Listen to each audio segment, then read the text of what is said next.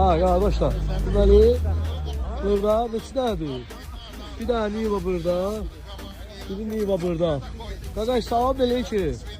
Salam aleyküm.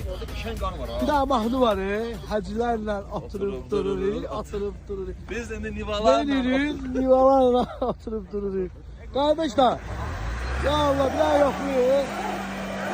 Ya Allah. Yaxşı.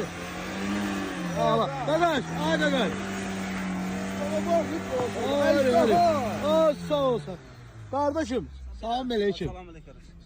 Bir də elə bilərlər Bakıdan zaxdan gəlmişsiniz. Yerli cəmaətsiniz, buralısınız. Bir də sizə realli sual verək də. Ya bu Nivanı, buradan müqayisə eləyirlər.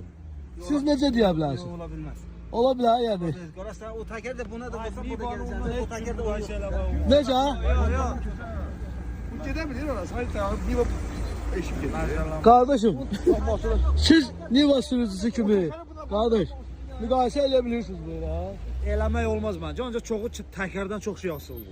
Laf O təkərlə ömür boyu heç Laf qoydum da bu təkərdən qoydum buna.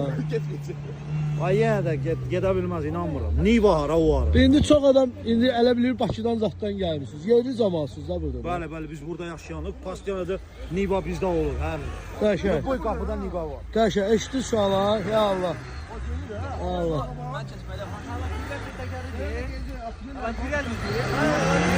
Qəşəng.